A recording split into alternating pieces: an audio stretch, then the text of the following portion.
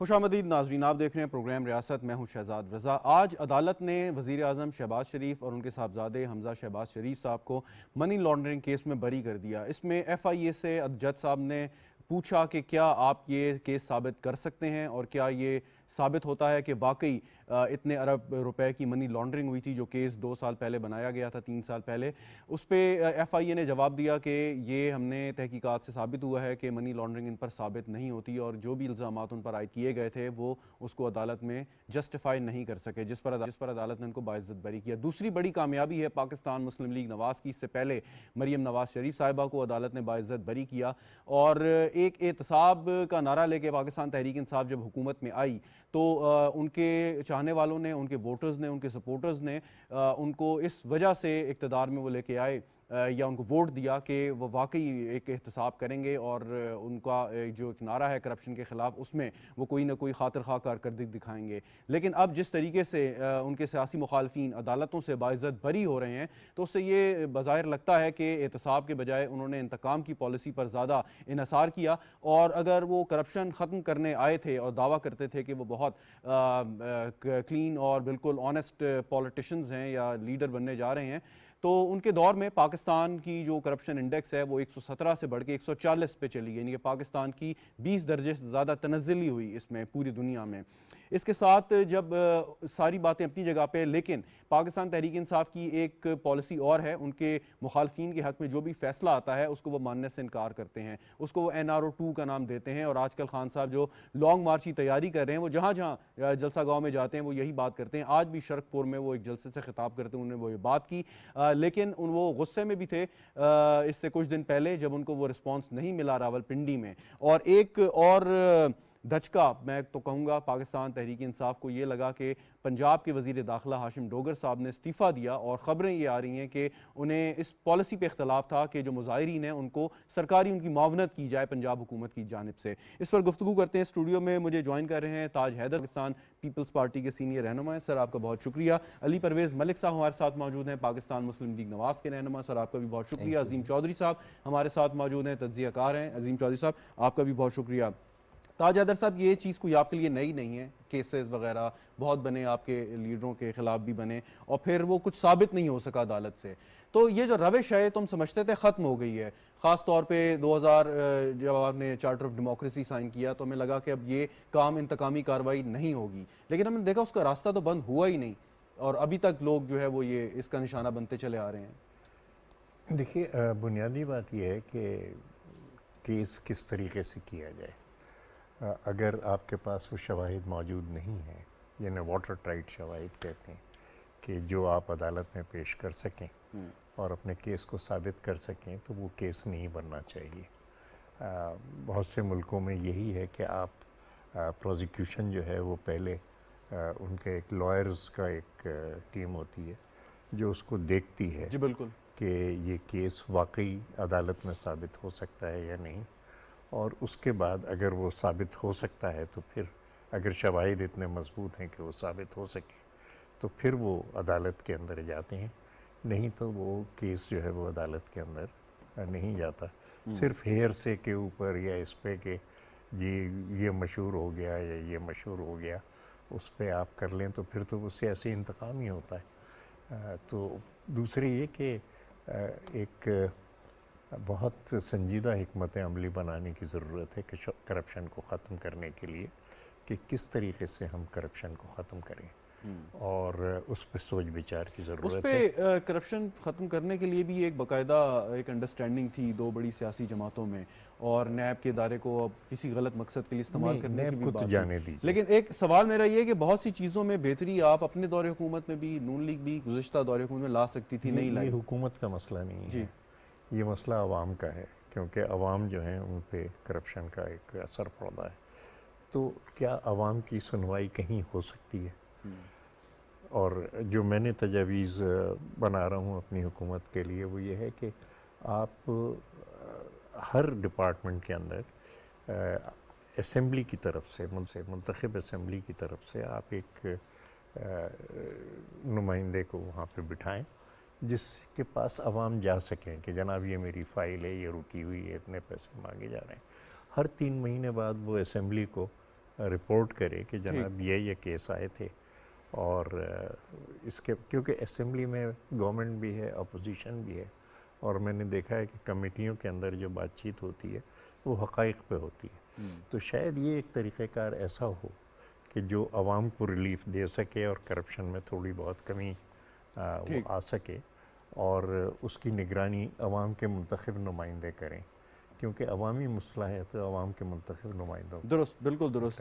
ملک صاحب، ابھی یہ جو فیصلہ آیا ہے وزیر اعظم اور حمزہ شہباز شریف صاحب کے حق میں، سوال یہ کہ آپ انہی قوانین کا نشانہ بنے اکثر کیسز میں جن کو یا تو آپ کی حکومت نے یا پاکستان پیپلز پارٹی کی حکومت نے یا جنرل مشرف کی حکومت نے بنایا تھا، اور اس کے بعد موقع ملے کہ ان کو ٹھیک کر دیا جاتا، نہیں ہوا۔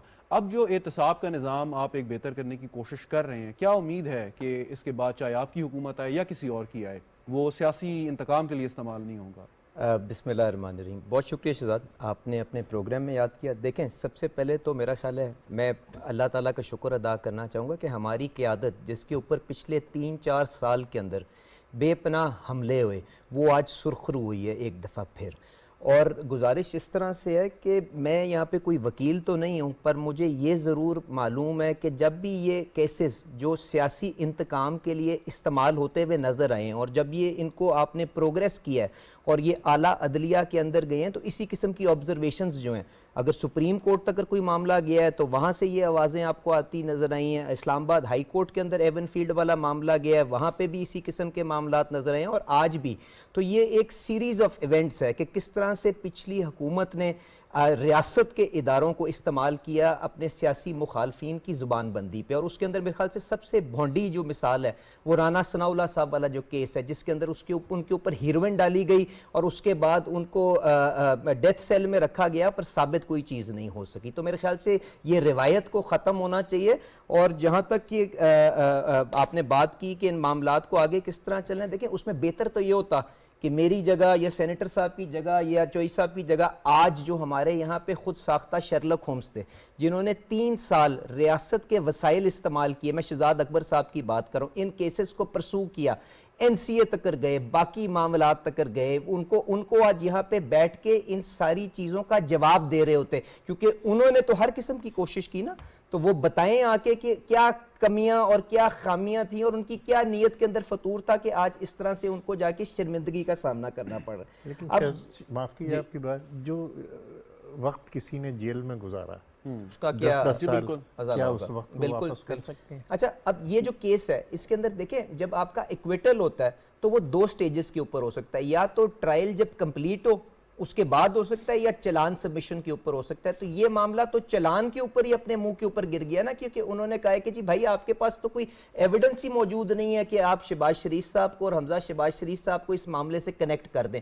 تو میرے خیال سے یہ اور زیادہ شرمندگی کی بات ہے کہ آپ 3 سال کے بعد چلان سبمٹ کرتے ہیں اور کیس وہیں پہ فیل ہو جاتا ہے۔ اب جو سینیٹر صاحب نے بات کی کہ دیکھیں ساری جماعتیں جو اسمبلی کے اندر موجود ہیں وہ چاہتی ہیں کہ عوام کے پیسے کا ضیاع نہ ہو، اس کو ہم نے سیف گارڈ کس طرح سے کرنا ہے، یہ وہ مقصد ہے جس کے اوپر ہمیں آگے چلنا ہے۔ ایک چیز یہ ہے کہ آپ عدالتی فیصلہ آپ کے حق میں آیا، اور آپ نے صحیح کہا کہ وہ شواہد اس پہ نہیں تھے، اس سے پہلے مریم نواز شریف صاحبہ کا فیصلہ آیا، لیکن آج بھی پاکستان تحریک انصاف کے سربراہ وہ ویڈیوز چلا رہے تھے پرانی، آپ کے نون لیگ کے جو سینئر رہنما ہیں، اور وہ ایک عوام میں یہ ایک بیانیہ بیچنے کی کوشش کر رہے ہیں کہ ان کو NRO 2 مل رہا ہے۔ شہزاد، یہ کوئی عدالت کا فیصلہ نہیں ہے، سرکس کا کوئی فائدہ نہیں ہے نا، ان کو چاہیے تھا کہ 3-4 سال جب وہ حکمران رہے ہیں تو سزائیں دلواتے نا۔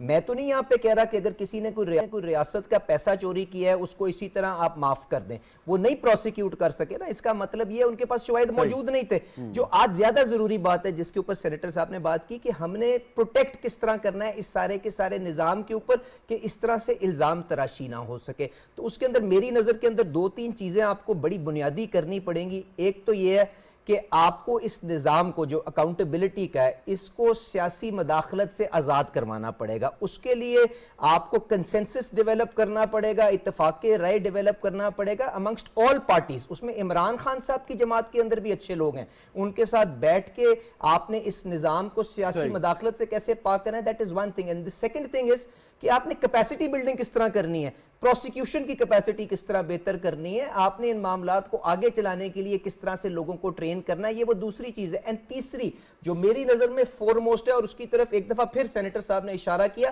اکاؤنٹیبلٹی, کہ اگر آپ کسی کے ساتھ زیادتی کرتے ہیں اور وہ کیس وہاں پہ پروو نہیں ہوتا تو اس کا احتساب, اس کا خمیازہ کون بھگتے گا, اور جس نے الزام لگایا ہوگا کیا ہم اس کے اوپر کوئی پینل کانسیکوینسز, جرمانہ یا کوئی چیز وہاں پہ امپوز کریں گے, نہیں کریں گے. ان چیزوں کو جب آپ آگے لے کے چلیں گے تو خود بخود ہی یہ جو الزام تراشی کا کلچر ہے, فریولس لٹیگیشن کا کلچر ہے, یہ خود بخود ہی کم ہونا شروع ہو جائے گا. تو ہمیں پوزیٹیو چیزوں کے اوپر کام کرنا چاہیے. الزام تراشی عمران خان صاحب ڈی چوک پہ کریں یا کسی اور جلسے میں جا کے کریں, اس سے کوئی فرق نہیں پڑتا. ہم نے ملک کے لیے, ریاست کے لیے جو بہتر راستہ ہے اس کے اوپر اختیار کرنا چاہیے. چودھری عظیم چودھری صاحب, ان فیصلوں کا عمران خان صاحب جو ایک مومنٹم بنانے کی کوشش کر رہے ہیں, اس پہ کیا اثر پڑے گا آپ کے خیال میں؟ میں آپ کو تھوڑا پیچھے لے جانا چاہوں گا. مجھے بہت اچھی طرح یاد ہے کہ 1990 میں, یعنی آج سے 32 برس پہلے, ایک کیمپین لانچ کی گئی تھی کرپشن کے خلاف, پولیٹیکل لوگوں کی طرف سے پولیٹیکل لوگوں کے خلاف. اور اسلام آباد ہوٹل میں ایک سیمینار ہوا تھا کرپشن کے حوالے سے, اور اس وقت کی اپوزیشن نے حکومت پر تابڑ توڑ حملے کیے تھے. آج بھی اگر میں ان سب چیزوں کو یاد کروں, میرے پاس وہ ڈاکومنٹ موجود ہے جو اس وقت چھاپا گیا تھا, تو 32 سال میں ان الزامات میں سے ایک بھی الزام ثابت نہیں ہوا ہوا. ایک نیریٹو بنایا گیا اور پچھلے 14-15 سال میں اس کو بہت زیادہ تشہیر کی گئی کہ یہ چور ہیں, یہ ڈاکو ہیں, یہ لٹیرے ہیں.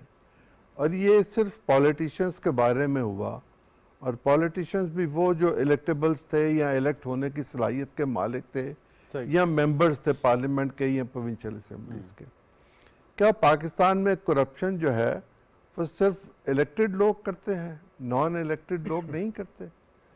کل میں نے دیکھا نیشنل اسمبلی میں کوئی 30 کلو کی کتابیں لوگوں کو دی گئی, ممبروں کو, جو اٹھانی بھی مشکل تھیں, اور وہ پبلک اکاؤنٹس کمیٹی کے لیے آڈٹ پیراز تھے.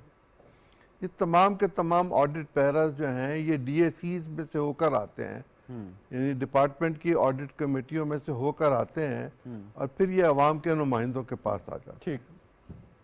یہ درست ہے کہ ملک میں نیب کو سیاسی طور پر استعمال کیا گیا, شروع دن سے کیا گیا, ہر وقت کیا گیا, جس کا جی چاہا اس نے کیا. لیکن نیب میرا خیال ہے اب اپنا دم توڑ چکی ہے, اب اس میں کوئی دم باقی نہیں بچا, اور اگر کوئی دم ہوگا تو پھر چیز سامنے آ جائے گی. لیکن یہ بات بھی اپنی جگہ پر درست ہے کہ ہم تحقیق پہلے کریں یا گرفتاری پہلے کریں.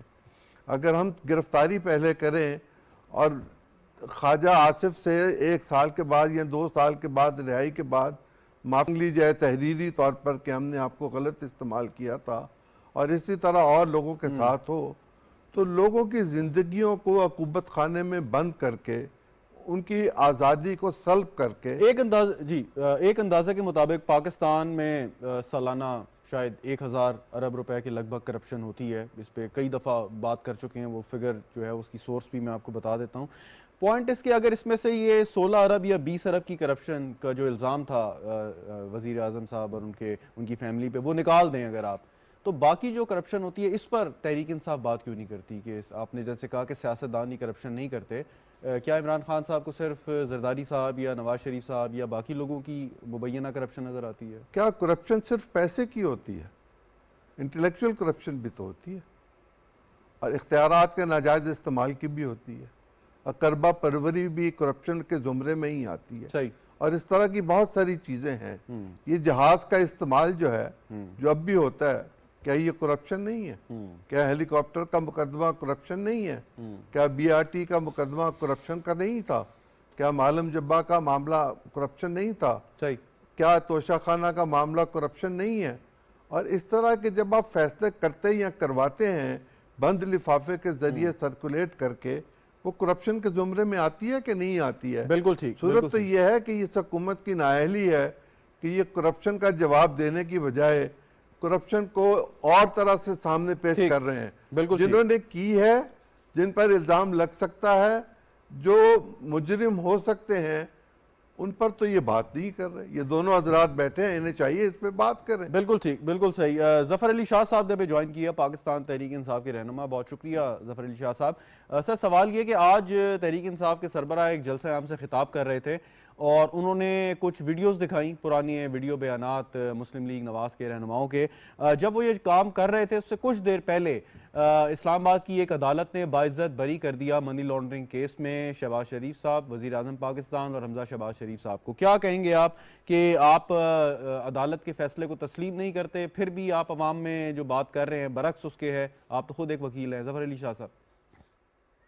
देखिए शहजाद साहब, वो तो ये कुछ नई बात नहीं है, ये तो बिल्कुल एक्सपेक्टेड था कि ये बाप बेटे की जो वो केस चल रहे हैं। आप अंदाजा लगाए ना कि जिस मुल्ज़म पे, बल्कि दोनों को एक्यूज पे जिस दिन चार्ज फ्रेम होना था उसी दिन उन्होंने अलग ले लिया।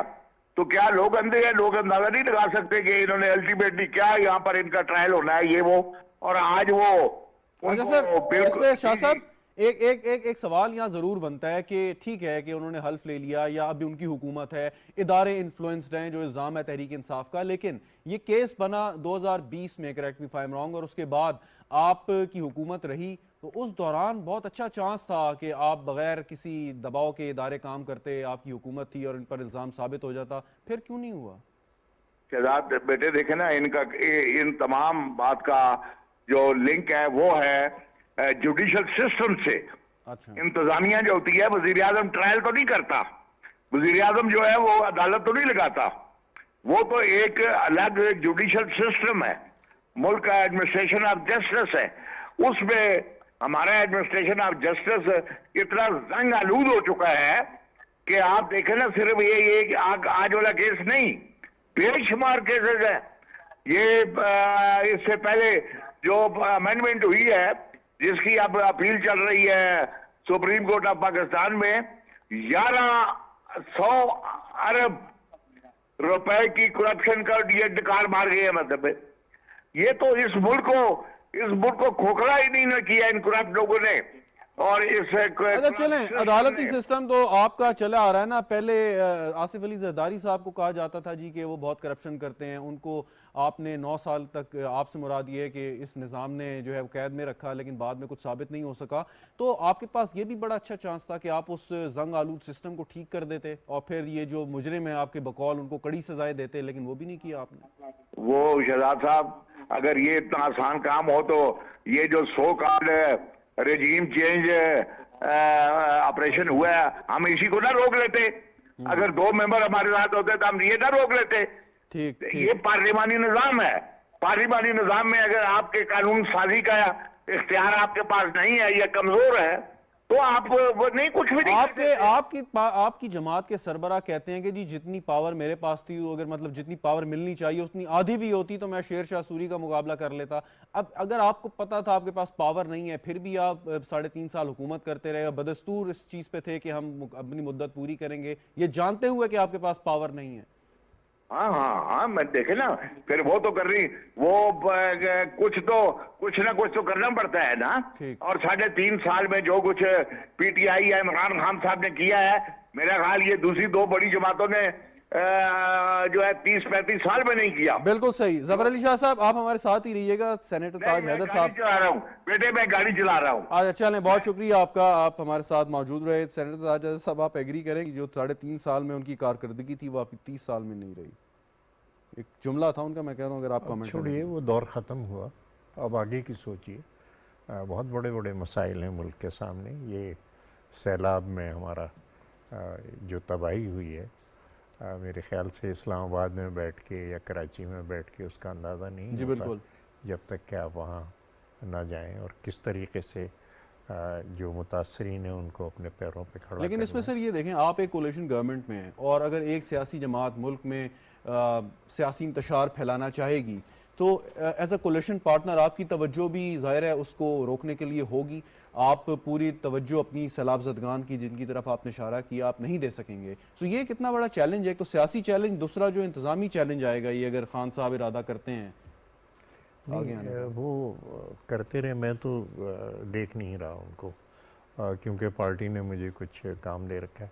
ہو سکتا ہے پارٹی میں کچھ لوگ ہوں جو اس کا جواب لیکن دے سر رہے ہوں. اس چیلنج کا مقابلہ بھی تو آپ لوگوں نے چیز جو ہے وہ ملک کی معیشت ہے.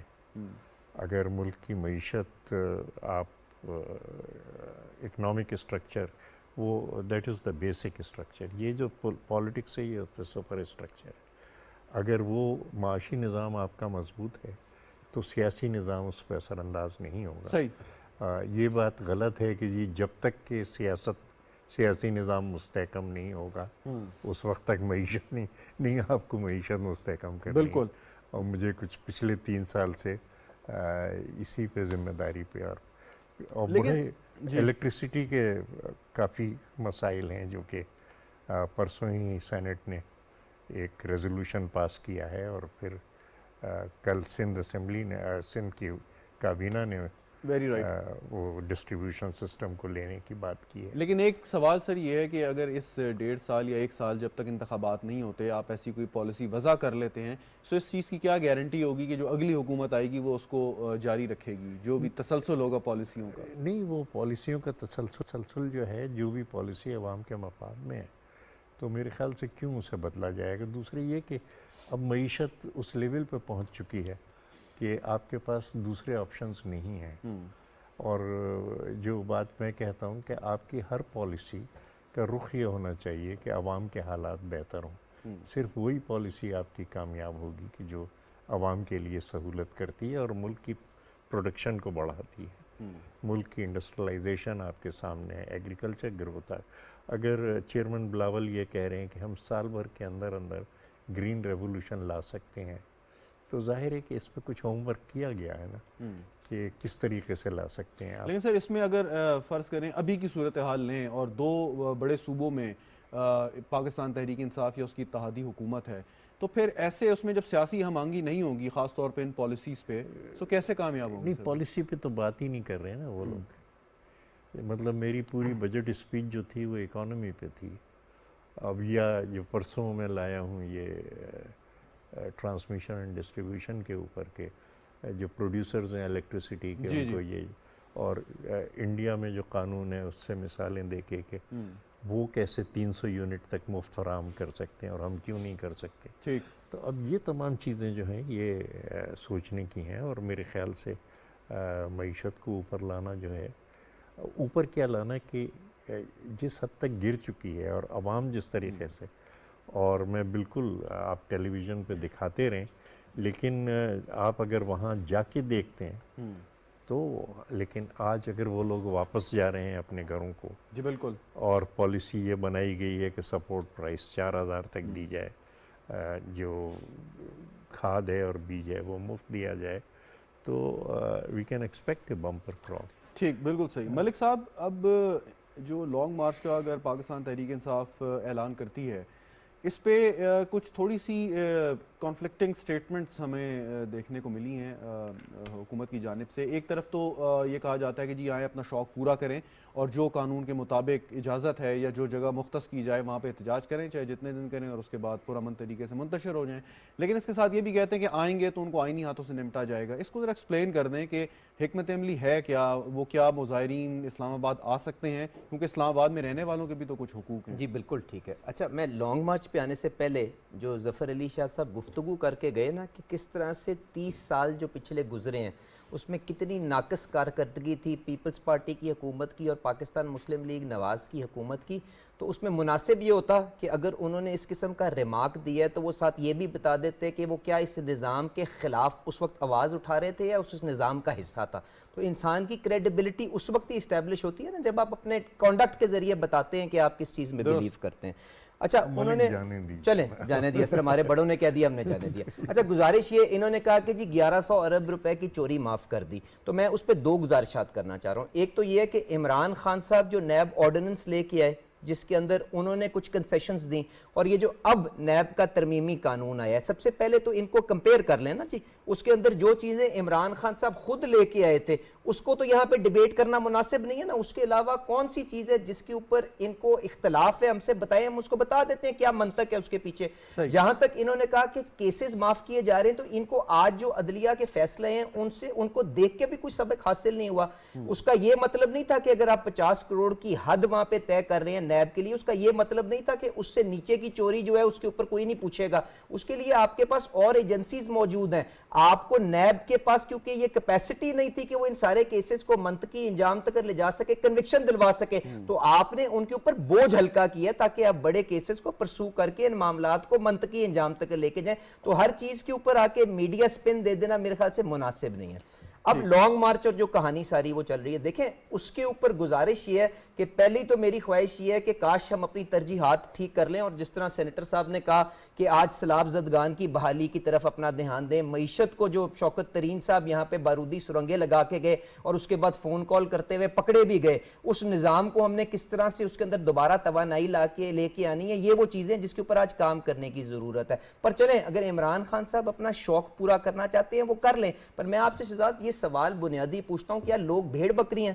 ان کو نہیں پتا کہ اگر یہ مہنگائی کی تکلیف کو آواز دینے کے لیے اسلام آباد آ رہے ہیں تو اس مہنگائی کے بیج عمران خان صاحب کی وہ پالیسی ہیں جو اس حکومت کو ریکارڈ خسارے دے کے گئی, اندرونی خسارہ, بیرونی خسارہ, پاور سیکٹر کا خسارہ. سینیٹر صاحب اگر اس کے اوپر ٹرانسمیشن اینڈ ڈسٹریبیوشن کے اوپر کام کریں تو کیا چیز عمران خان کو روکتی تھی کہ وہ بھی یہ اصلاحات لانے کی کوشش کرتا؟ نہیں لائے نا. تو اس کی وجہ سے کوئی مجبوراً اگر ہم مہنگی RLNG خریدتے ہیں اور عمران خان صاحب $3 کا کالر نہیں خرید کے گئے, اور شہباز شریف صاحب کی حکومت کو ایندھن اتنے کا خریدنا پڑتا ہے کہ 28 روپے کا صرف ایندھن ہی ہوتا ہے جب RLNG سے بجلی پیدا ہوتی ہے, تو مجھے بتائیں اس چیز کا کون اس کا جواب دے گا کہ جی انہوں نے کیوں وہ کالر نہیں خریدا, اور کیوں؟ میں آپ کو بتاؤں 10 روپے کی جو لوکل گیس ہے وہ چند لوگوں کو دی جا رہی ہے, اور پاکستان کے جو اپنے ریاست کے پاور پلانٹس ہیں جو 60% تھرمل ایفیشنسی پہ چلتے ہیں ان کو 28 روپے کا آپ ایندھن دے رہے ہیں. تو اس نظام کو اگر آپ نے ٹھیک کرنا ہے تو اصلاحات ہی لے کے آنی ہے, تو اپنا کردار ادا کریں. یہ ذرا فرمائیے گا ملک صاحب کہ اب جو آپ نے کہا کہ وہ جو یلغار کرنے کے لیے آ رہے جی, اور اس کے ساتھ ایڈ کر لیں کہ جو لوگ عمران خان کی اندھی تقلید کرتے ہیں وہ کیوں کر آپ کی بات سنیں گے؟ آپ جس قسم کے مرضی دلائل دیں ان کو سمجھ نہیں آئے گی, وہ انہوں نے فالو کرنا. میں کوئی کلٹ فالوئنگ کے اندر بلیو نہیں کر رہا. میں نے جو آپ کے سامنے نیشنل ٹی وی پہ گفتگو کی ہے یہ اس کے اندر فیکچول باتیں آپ سے کی ہیں. اگر میں نے کوئی غلط چیز کہی ہے, غلط بات کی ہے, تو یہ میرے دونوں صاحبان بیٹھے میرے سے کہیں قابل ہیں, مجھے کنٹیسٹ کر لیں, آپ چیلنج کر لیں. جو میں آپ سے کہہ رہا ہوں کہ ریکارڈ خسارے دے کے گئے, بیرونی خسارہ $17 ارب سے زیادہ کا, اندرونی خسارہ آپ کا 5000 ارب سے زیادہ کا, آپ کا سرکولر ڈیٹ 2500 ارب کا. میں نمبر آپ کے سامنے بول کے جا رہا ہوں. اگر یہ عمران خان کی لیگسی ہے تو شہباز شریف صاحب کیا جادو کا چراغ رگڑتے اور ان معاملات کو وشوے کر دیتے؟ اس طرح تو نظام ہوتا نہیں ہے. لیکن پرائم منسٹر جو ہیں بڑی جلدی پک اپ کر رہے ہیں اور وہ اپنے مشورہ کر رہے ہیں. جیسے پرسوں آپ نے دیکھا ترک کے اندر جس طریقے سے آپ سے کہہ رہا ہوں, دیکھیں پاور کو اگر آپ کا یہ ایک ایگزسٹینشیل پرابلم ہے پاکستان کی معیشت کے لیے, transmission and distribution is one part of the problem. Generation میں نے آپ کو بتایا سستی گیس پاکستان کی چند لوگوں کو, امپورٹڈ مہنگی گیس, آپ کے پاور پلانٹ چلیں تو 28 روپے کی بجلی آپ کس کو بیچیں گے؟ اچھا اب احتجاج کے اوپر آ جائیں, جو گزارش میں آپ سے کر رہا تھا. دیکھیں گزارش یہ, ہمارا آئین جو ہے پرامن احتجاج کا سب کو حق دیتا ہے, سب جماعتوں کو حق دیتا ہے, پر عمران خان صاحب کا جو پاسٹ کانڈکٹ ہے اور اس کے علاوہ 25 مئی کو جب وہ احتجاج کے لیے آ رہے تھے, وہ جو لاہور کے اندر پولیس اہلکار شہید ہوا تھا, اس کے بعد انٹیلیجنس کی جو رپورٹیں آئی تھیں اس کے مطابق جب چھاپے ڈالے گئے تو ان کے دفتروں سے اسلحہ برآمد ہوا. اس کے بعد بلو ایریا کے اندر آپ کے پاس جو تصویر ہیں وہ آپ کے سامنے ہے کہ دفتروں کو آگ لگائی گئی, میٹرو سٹیشن کو آگ لگائی گئی. تو ان سارے معاملات کو دیکھتے ہوئے میرے خیال سے رانا ثناء اللہ صاحب کو ہر قسم کا پریکاشنری میجر لینا چاہیے جو وہ لے رہے ہیں. اور اگر عمران خان صاحب آئین کے مطابق نہیں, دیکھیں سپریم کورٹ نے طریقہ کار طے کر دیا, ریڈ زون میں تو بالکل نہیں آ سکتے کیونکہ یہاں پہ ڈپلومیٹس موجود ہیں, آپ کے ریاست کے ادارے موجود ہیں. سپریم کورٹ نے ایک طریقہ کار طے کیا ہے کہ آپ آئیں, اپنا پروٹیسٹ رجسٹر کروائیں اور چلے جائیں. پچھلی دفعہ آپ نے بہانہ لیا کہ میرا جو سوال ہے, عظیم چودھری صاحب اسلام آباد کے رہنے والے ہیں, ملک صاحب آپ سے جو سوال پوچھ لوں میں کہا کہ یہ تو ٹھیک ہے کہ آنریبل سپریم کورٹ نے کہا جی ریڈ زون میں آپ نے نہیں آنا, ریڈ زون سے بعد بھی لوگ بستے ہیں, بزنسز ہیں, پرائیویٹ بزنسز ہیں, اگر آپ فیض آباد, بلو ایریا یا اسلام آباد کے کسی کونے میں آتے ہیں, جو ڈسٹربنس ہے, جو لوگوں کو مسائل ہیں, آپ وہاں 10-15 دن بیٹھتے ہیں, جیسے انہوں نے سو کالڈ 126 دن کا دھرنا دیا, تو ان کے حقوق کہاں جائیں سر گے؟ کسی بھی احتجاج سے اگر کسی اور کے حقوق پامال ہو رہے ہوں تو آپ کا آئین اس کی گنجائش آپ کو کنسیشن نہیں دیتا. گزارش ہے سپریم کورٹ نے جگہیں طے کی ہوئی ہیں کہ جہاں پہ آپ بیٹھ کے چند گھنٹوں کے لیے احتجاج رجسٹر کروانا چاہیں, آپ 1 سال بیٹھ کے کروانا چاہیں, یہ آئیں وہاں پہ رجسٹر کروائیں اور اس کے بعد چلے جائیں. اگر یہ سمجھتے ہیں کہ یلغار کے ذریعے, سیج کے ذریعے اگر فیڈرل گورنمنٹ کو گھٹنوں پہ گرا سکتے ہیں تو اس کے لیے آپ کو فیڈرل گورنمنٹ کو بھی ساری حفاظتی تدابیریں لینی پڑیں گی, جس میں گورنر رول سے لے کے 5 اگر ایم پی ایز ان کے رائٹ سے لیفٹ کرنا, کیونکہ ان کے آپ جانتے ہیں کاف لیگ کے صدر صاحب کے احکامات وہ نہیں مانتے ہوئے پرویز الہی صاحب کے ساتھ آج کھڑے ہوئے ہیں, وہاں سے لے کے رینجرز کی ڈپلائمنٹ, آرمی کی ڈپلائمنٹ سے لے کے بے پناہ آپشنز موجود ہیں. ہر ٹائم کے اوپر رائٹ ٹائم کے اوپر وہ ایکسرسائز کریں گے. عظیم چودھری صاحب سے سوال کر لیتا ہوں کہ آپ کے خیال میں پنجاب کے وزیر داخلہ, سابق وزیر داخلہ ہاشم ڈوگر صاحب نے استعفیٰ کیوں دیا؟ وہ عجیب مشکل میں تھے. چیف منسٹر اپنی جاب کو کنٹینیو کرنا چاہتے ہیں اور ہاشم ڈوگر صاحب چونکہ ریاستی اداروں میں کام کر چکے اور سینسٹیو جگہوں پہ کام کر چکے تھے اور انہیں اس بات کا اندازہ ہو گیا ہوا تھا کہ میرے لیے مشکل پیدا ہو جائے گی اور صوبے کے لیے بھی مشکل پیدا ہوگی, اور اگر صوبے نے مرکز کے ساتھ تصادم کیا تو اس سے پورے ملک کے لیے مشکل پیدا ہو جائے گی. انہوں نے یہ کہہ دیا تھا کہ میں ریاستی مشینری استعمال نہیں ہونے دوں گا اس لانگ مارچ کے لیے, جبکہ چیف منسٹر صاحب نے یہ کہا کہ کچھ لوگوں کا دماغ ٹھیک نہیں ہے, اور میرا خیال ہے انہی بنیادوں پر ان کو ہٹایا گیا. وہ 2 عملی کا شکار ہو رہے تھے. اگر وہ اپنے چیف منسٹر کی اور پارٹی پریزیڈنٹ کی بات مانتے تو وہ حلف جو انہوں نے نوکری کے شروع میں پڑھا تھا اور پھر ایم پی اے کے طور پر اور وزیر کے طور پر پڑھا تھا, تینوں سے انحراف تھا, اور ان کی سروسز کو کسی بھی وقت پاکستان کی فوج واپس بلا کے وہیں کھڑا کر سکتی ہے فیض آباد پہ کہ آپ یہاں کھڑے ہو کے ان مظاہرین کو روکے. وہ پابند ہیں قانونی طور پر اس بات کے. میرا خیال ہے انہوں نے دانش مندی کا ثبوت دیا اور اپنے آپ کو اس کام سے الگ کر لیا. تو اب آپ کے خیال میں ان کو ہٹا دیا, اور جو اطلاعات ہیں کہ عمر چیمہ صاحب کو شاید بنا دیا جائے یا بنا دیا گیا, تو اب کیا پنجاب حکومت معاونت کرے گی اس لانگ مارچ کی؟ پنجاب حکومت اگر معاونت کرے گی تو بغاوت کے زمرے میں آئے گی, اور بغاوت کی اجازت ریاست نہیں دیتی. ریاست کے جو عدلیہ وہ تو پہلے کہہ چکی ہوئی کہ فلاں جگہ پر آئیے, اور آرٹیکل 190 کے تحت سپریم کورٹ کا حکم ماننا آپ پر, مجھ پر, ہر شخص پر فرض ہے, اور ہمیں اس کو فیسیلیٹیٹ کرنا ہے. اگر ہم اس سے بھی انحراف کرتے ہیں تو وہ بھی آئین سے ہی انحراف ہے. اگر وہ یہ فیصلہ کر چکے ہوئے ہیں کہ ہم نے تمام کام غیر آئینی طور پر کرنے ہیں تو پھر اس کا حساب بھی عدالت ہی ان سے لے گی.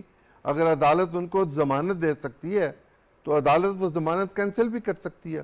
یہ تو ریاست کے اس ادارے کا جس کا کام ہے امن و امان کو بحال رکھے, اس کا کام ہے کہ وہ عدالت کے سامنے پیش ہو. پرویز ملک صاحب نے کہا جی گورنر رول بھی ایک آپشن ہے. کئی آپشنز ہیں, ویسے تو ایمرجنسی کی بھی ایک آپشن موجود ہے, تھوڑی سی شرائط ہے اس میں, لیکن شرائط تو بہت ساری ہوتی ہیں, اور جب ہنگامی حالات پیدا ہو جائیں تو پھر فنڈامنٹل رائٹس جو ہیں وہ سسپینڈ ہو جاتے ہیں. پھر آپ کسی کورٹ میں نہیں جا سکتے اپنے فنڈامنٹل رائٹس کے لیے, ریٹ جورسڈکشن ختم ہو جاتی ہے. تو پھر آپ کہاں جائیں گے, کس قانون کے تحت جائیں گے؟ پھر آپ نظر بند ہو جائیں گے, 16 ایم پیوں میں بند ہو جائیں گے, پریزن میں بند ہو جائیں گے. بہت چیزیں کرنے کے لیے میرا خیال ہے رانا ثناء اللہ وقت کا انتظار کر رہے ہیں. بالکل ٹھیک. سینیٹر صاحب, آپ کا تجربہ ویسے کیا کہتا ہے, یہ جو صورتحال بنی ہے یہ ڈسپیٹ ہو جائے گی, ڈائی ڈاؤن ہو جائے گی, ٹھیک ہو جائے گی, بہتر ہو جائے گی, یا مزید اس میں جو ہے خرابی آپ سمجھتے ہیں انتخابات سے پہلے پیدا ہو سکتی ہے؟ دیکھیں نا, جو چیز بھی کسی سلوشن کی طرف نہیں لے جاتی اور جو چیز بھی آئین کے دائرے سے باہر ہے اس کو تو ختم ہونا ہے, اور اسی لیے میں اس کو فالو نہیں کر رہا. میں ٹرانسمیشن اور ڈسٹریبیوشن اور آج وزیر اعظم صاحب ایک ایشیا میں اقتصادی تعاون کے لیے جو ہے وہ قازقستان وہ روانہ ہوئے. اس سے پہلے بھی وہ کئی وزٹ کر چکے ہیں, ہمارے آس پاس سے جو ہے سیلاب کی صورتحال تو ہے. اس سارے معاملات میں کہ جب آپ کی معیشت کو چیلنجز ہیں اور ہم کوشش کر رہے ہیں کہ ہم ایک نئے ایوینیوز تلاش کریں, سو اس صورت میں جب آپ لوگ جاتے ہیں باہر, آپ کے فورن منسٹر جا رہے ہیں, وزیر اعظم صاحب جا رہے ہیں, ان کو کتنی ضرورت ہوتی ہے پولیٹیکل سپورٹ کی فرام بیک ہوم؟ کہ ان کو یہ نہ کہا جائے کہ جی یہ تو صرف سیر سپاٹا کر رہے ہیں, کام کوئی نہیں کر رہے. نہیں, سینٹرل ایشیا بہت اہم ہے, اور خاص طور سے یہ قزاقستان, اس کا رقبہ اگر میری معلومات درست ہیں ہندوستان پاکستان سے کہیں زیادہ, اور آبادی صرف 3-3.5 کروڑ ہے, وسائل بے انتہا ہیں.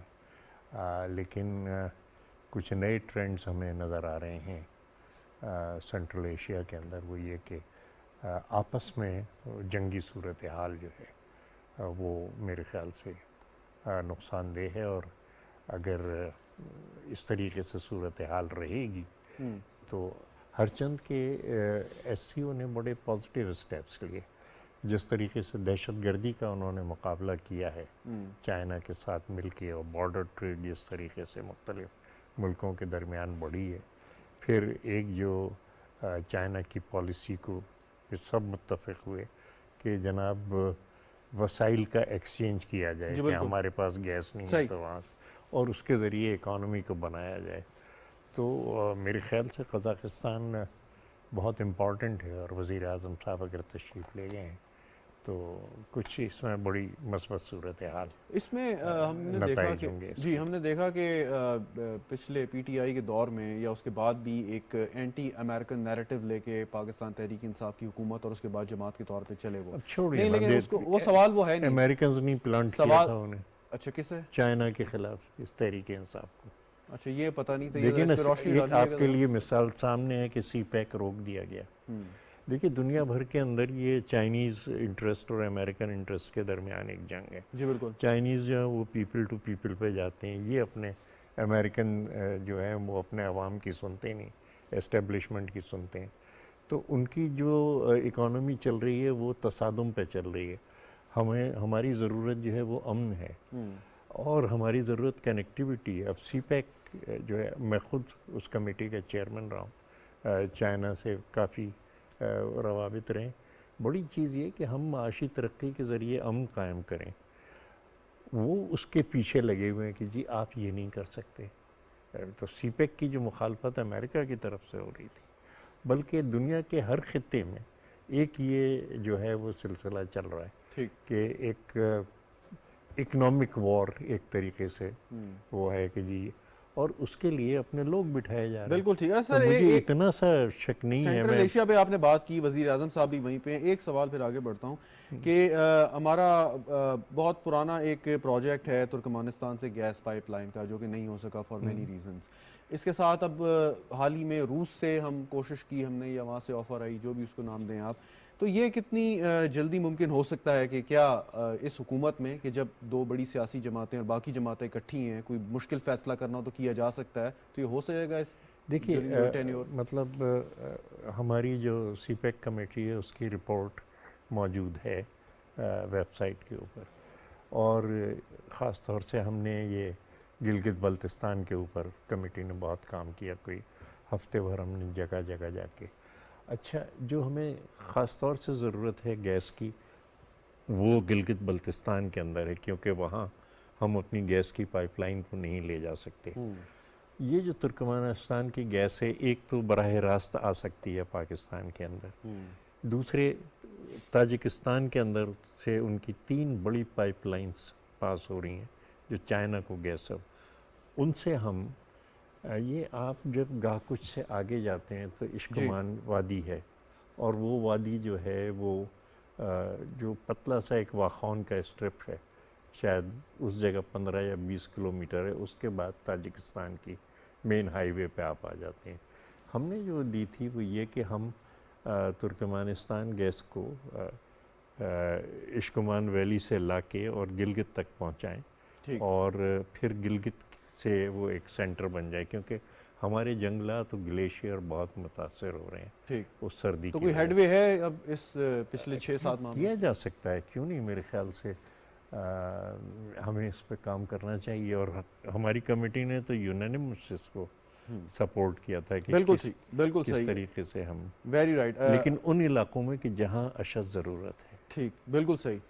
ملک صاحب, اب یہ سارے معاملات تو چلتے رہیں گے, لیکن ضمنی انتخابات بھی ہونے والے ہیں چند روز بعد, اس کے لیے کیا تیاری ہے آپ کی؟ اچھا دیکھیں, میں سینیٹر صاحب سے صرف گزارش یہ کروں گا, انرجی سیکٹر جو ہے نا اس کو آپ نے کس طرح سے ریفارم کرنا ہے، اور آپ نے یہ انرجی سپلیمنٹیشن کے جو پروجیکٹس ہیں ان کو امپلیمنٹ کس طرح کرنا ہے، یہ ایک بہت وسیع سبجیکٹ ہے.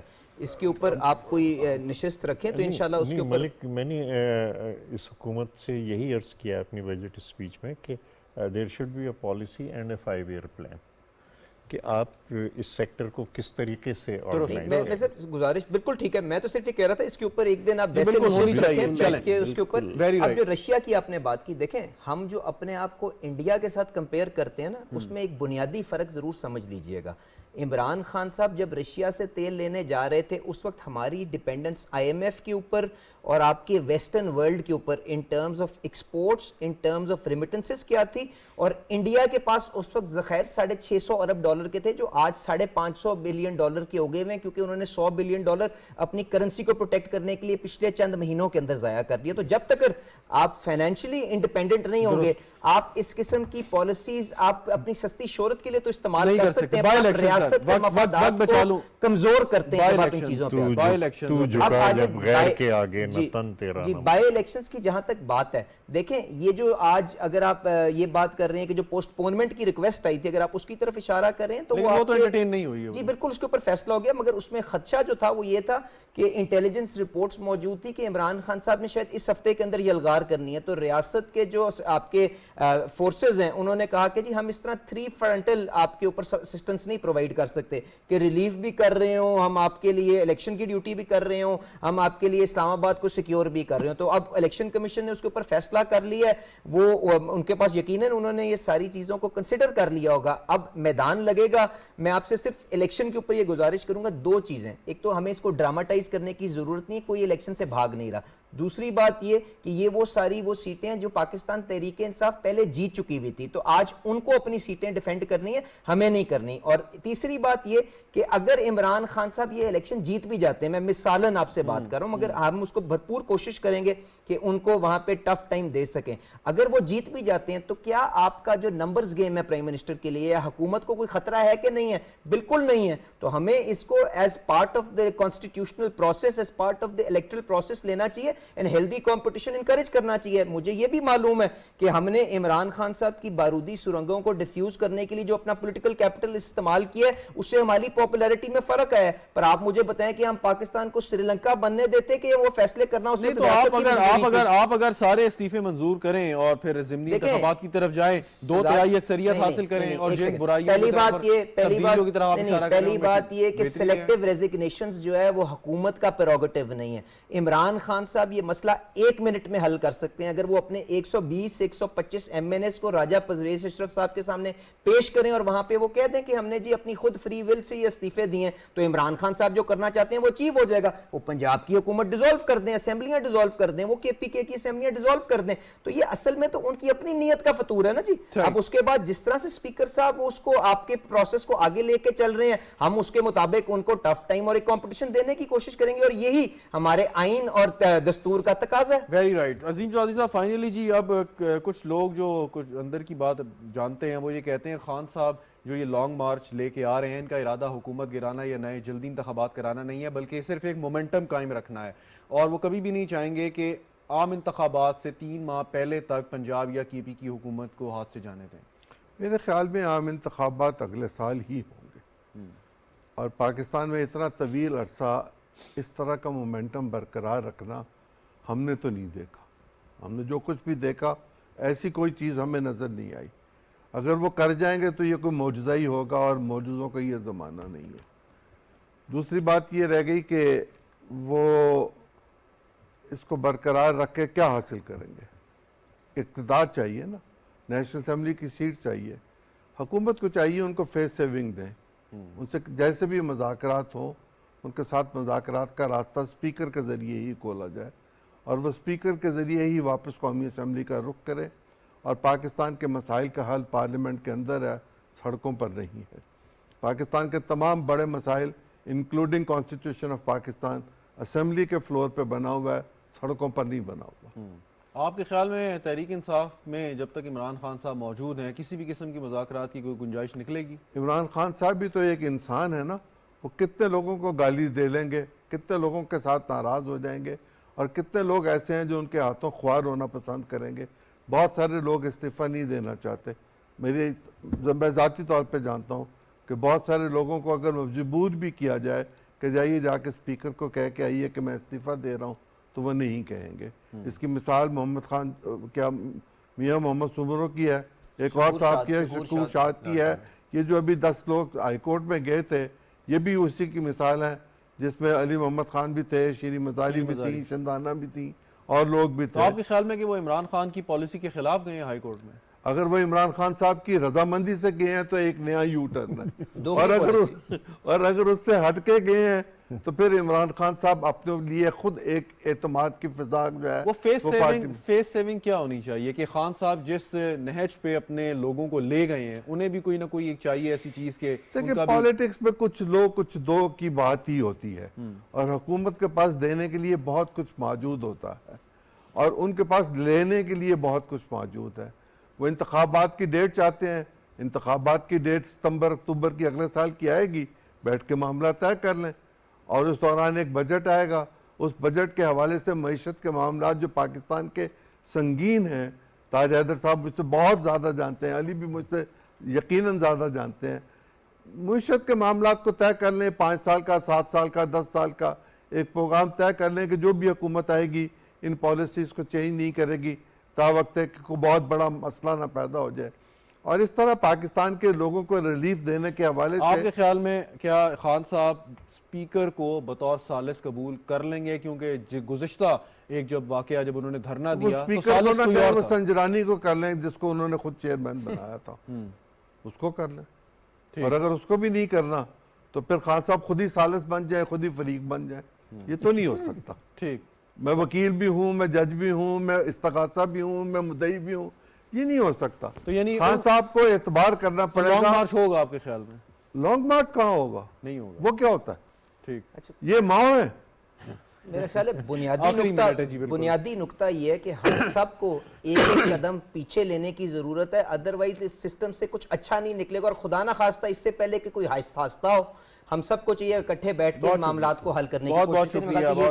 بہت شکریہ آپ کا. سینیٹر تاج حیدر صاحب ہمارے ساتھ موجود تھے, علی پرویز ملک صاحب, عظیم چودھری صاحب, آپ نے شرکت کی. ناظرین کو سنی پروگرام دیکھنے کا شکریہ, اجازت دیجیے, خدا حافظ.